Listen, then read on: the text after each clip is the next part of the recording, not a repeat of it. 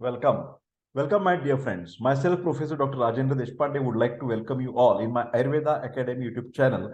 Today, we are going to discuss about very interesting case about the urinary problems, and that is a type of clinical experience. But that case is based on the knowledge and experience shared by Dr. Ambekar. So I am very much thankful to Dr. Ambekar sir from Ahmednagar, who is MD in Ayurvedic medicine, that is a Kaya Chikitsa, and he has shared his experience regarding the urinary problem. The problem was mutra krichra, that is dysuria, painful micturition. ये हिंदी में थोड़ी बात हम कहने जाते हैं कि ज्यादा से ज्यादा लोगों को इसका फायदा मिल सकते हैं।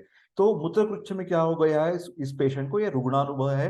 एक रुग्ण के बारे में डॉक्टर अंबेडकर सर बता रहे हैं कि मूत्र अपर्याप्तता में उन्होंने उत्तर बस्ती का इस्तेमाल किया है। उत्तर बस्ती is a specific type of the treatment in Ayurveda. Particular type of the oil is given with specific catheters, urinary catheters, through the your penis. That is called as उत्तर बस्ती. इन स्त्रियों में भी ये दिया जाता है, पुरुषों में पेनिस के द्वारा दिया जाता है, स्त्रियों को मतलब वजाना के द्वारा दिया जाता है, तो उसको बोलते हैं उत्तर बस्ती. You know, basti is a specific treatment to control the vata problems, vata with pitta और वात विथ कफ. ये हम नाम तो मतलब एथिकल कोड ऑफ कंडक्ट के नाते से उसका नाम हमने एबीसी रख दिया है. उसकी उम्र 34 ईयर्स थी. जेंट्स मेल पेशेंट था, देश साधारण, और शादी 10 साल पहले उसकी हो गई थी. तो उसको लक्षण क्या मिले थे? सशूल मूत्र प्रवृत्ति, मतलब पेशाब करते समय दर्द होता था. और कृते अपि अकृत संज्ञा, यह आयुर्वेदिक टर्मिनोलॉजी है संस्कृत में. मतलब वो बाथरूम को जाने के बाद भी, यूरिन पास करने के बाद भी उनको वापस जब आते थे तो उनको लगता था नहीं मेरे को फिर जाना है. तो कृते अपि, यूरिनेशन होने के बाद, वॉइडेंस ऑफ द यूरिनेशन होने के बाद भी उन्होंने को बार बार डिजायर होती थी कि मैं पेशाब को फिर एक बार जाना चाहता हूं. और फिर वो जाते थे, फिर करते थे, वापस आते थे, तो और उनको ये संवेदना जारी रहती थी. उसके अलावा, यूरिनरी प्रॉब्लम्स के अलावा, खाने के बाद में उनका पेट फूल जाता था, उसको जिसको अधमान आयुर्वेद में कहा है विनम, मतलब शरीर को आगे की ओर झुकाने पर पेट का दर्द कम होना और खड़े होने पर पेट का दर्द बढ़ना, यह शिकायत उनके साथ थी. ये विशेष रूप में उस पेशेंट में देखा गया था, डॉक्टर अंबेडकर सर जी का कहना है. इसी तरह मरीज को 1 साल से सिर दर्द और गौरव भी था, उसके साथ साथ रुल्लास मतलब नौशिया जैसी सिम्टम्स भी थी. इसके लिए उस मरीज ने कुछ गैस्ट्रोएंट्रोलॉजिस्ट, जो पेट के स्पेशलिस्ट डॉक्टर है थे, या यूरोलॉजिस्ट मतलब पेशाब की जांच करवाने स्पेशलिस्ट डॉक्टर है, उनके पास भी वो जा चुका था. फिलहाल उसमें कोई ज्यादा फर्क, को सिम्टम्स में ज्यादा अच्छी तरह से उसको संतोष नहीं प्राप्त हुआ था. इसी के लिए वो आयुर्वेद डॉक्टर अंबेडकर सर पास, वैद्य अंबेडकर सर के पास आया था. तो जब वैद्य अंबेडकर ने वो देखा पेशेंट, तो उनको नाड़ी जो है, पल्स, वो वात टाइप की नाड़ी मिली और सामता थी, मतलब कुछ टॉक्सिन्स उसके शरीर में ऐसे उनका गुरु नाड़ी हेवी महसूस होती हैं. ये नाड़ी परीक्षा खास तंत्र है आयुर्वेद का.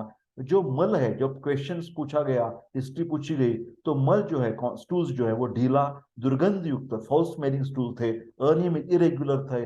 दिन भर में एक दो बार वो जाते थे, या मतलब इरेगुलरिटी ज्यादा थी उनमें. कई कबार वो कॉन्स्टिपेटेड भी रहते थे. जिह्वा जो है, जब तक टंग एग्जामिनेशन किया गया डॉक्टर अंबेडकर, वैद्य अंबेडकर सर ने, तो जिह्वा साम, मतलब उसमें कोटिंग था, विच इंडिकेट्स द इनडाइजेशन. अग्निमांद्य है उस पेशेंट में, इनडाइजेशन है, ये उनको मालूम पड़ गया था. क्षुधामांद्य, क्षुधामांद्य मतलब एनोरेक्सिया. ऐसी भूख की संवेदना ज्यादा अच्छी तरह से नहीं थी. आकृति, जो पूरा बॉडी बिल्टअप था, वो ज्यादा ओबेस भी नहीं थे, ज्यादा थीन भी नहीं थे, वो मध्यम स्वरूप की उनकी प्रकृति थी, मतलब स्टेचर था. उधर जो है, जब एब्डोमिनल एग्जामिनेशन किया गया, उधर परीक्षण किया गया, तो ज्यादा पेट में जब स्पर्श करते हैं तो स्पर्श वो सह नहीं पाते थे. उसको बोलते हैं स्पर्शा सहत्व या टेंडरनेस. टेंडरनेस ज्यादा, लोअर एब्डोमेन में वो टेंडरनेस ज्यादा था. उनके यूसीजी मतलब अल्ट्रासोनोग्राफी की गई थी कि क्या है अंदर, कुछ गड़बड़ी कैसी है. तो उधर पता चला था कि thickening of the urinary bladder, urinary bladder जो है वो थिक हो गई है, और with significant post void urinary residue. मतलब वो क्या करते हैं, पहले तो यूरिन पेशाब को जाने के लिए बोलते थे यूरोलॉजिस्ट, बाद में उसको पूरा का पूरा ज्यादा पानी पीने के लिए कहा जाता है. और बाद में जब पूरा 1-2 घंटे के बाद वो संवेदना आ जाती है यूरिन की, तो पेशाब के लिए वो रुग्णों को भेजा जाता है. और बाद में पूरी पेशाब निकल जाने के बाद जो यूरिनरी ब्लैडर में यूरिन मतलब बाकी रहती है, उसको बोलते हैं residual urine. and it should be less than 100 ml. Remember this word, it should be less than 100 ml जब रेसिडुअल यूरिन जो है ना सोनोग्राफी के दरमियान। और ये जो परीक्षण है वो तो अभी इस पेशेंट के लिए भी काम आ सकता है और प्रोस्टेट के लिए ज्यादा इस्तेमाल किया जाता है। अभी ये क्या हो गया था, स्टैगनेंट यूरिन की वजह से उनको यूरिनरी ब्लैडर जो है उधर इन्फ्लेमेशन हो गया था, जिसको बोलते हैं सिस्टाइटिस। आईटीएस का मतलब है सूजन आ गई उसको। उपरोक्त लक्षण के आधार पर जो भी अभी आत्मान वगैरह लक्षण बताए, तो मूत्रकृच्य के लिए बेसिक जो कॉज है, रूट कॉज बोलते हैं, उसका मूल कारण कई कबार वो इनडाइजेशन में है, अग्निमांद्य में है। आयुर्वेद तो कहता है कि रोगा सर्वे पे मंदेग्नु, तो इस पेशेंट में तो डाइजेस्टिव कंप्लेंट्स थे। अन्न व स्रोत दृष्टि के कारण समझ के उस पेशेंट को डॉक्टर वैद्य अंबेकर सर ने पाचक, डाइजेस्टेंट और अनुलोमक चिकित्सा उसको प्रिस्क्राइब कर दी। इस उपचार 1 महीने के कर जाने के बाद रोगी को संतोषजनक जितना एक्सपेक्टेड रिजल्ट था वो नहीं मिला। तो ये ऐसा क्यों हुआ कि हम तो ट्रीटमेंट दीपन, पाचन, अग्निमांद्य सुधार रहे, फिर भी उसकी यूरिनरी कंप्लेंट्स क्यों नहीं कम हो रही है? तो मरीज को डॉक्टर ने और जांच पहचान करने के लिए कुछ कॉन्फिडेंशियल डिस्कशन कर दी और पूरी की पूरी हिस्ट्री, पुराने उसके क्या क्या लाइफ में इंसिडेंट्स हुए थे उसके बारे में जब चर्चा चालू की, तो एक अहम कारण उनको मिल गया। मरीज को 17 साल की उम्र से ही शादी से 2-3 दिन पहले हस्त मैथुन करने की हमेशा आदत थी। मास्टरबेशन वो करते थे जो रुग्ण थे।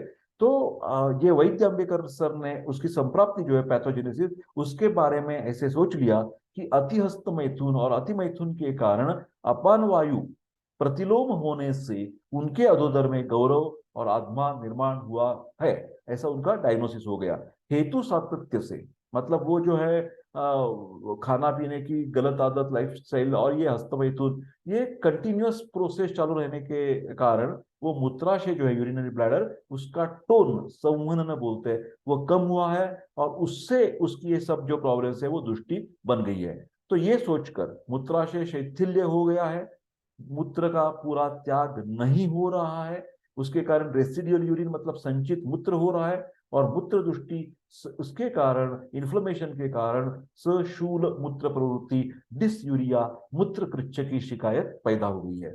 तो प्रतिलोम अपान वायु के कारण साम वायु दूषित हो गई थी और अन्न व स्रोत जो है डाइजेस्टिव ट्रैक्ट, पेट फूलना, सांस फूलना, हिलना, आत्मान, ये सब लक्षण दिखाई देने लगे थे।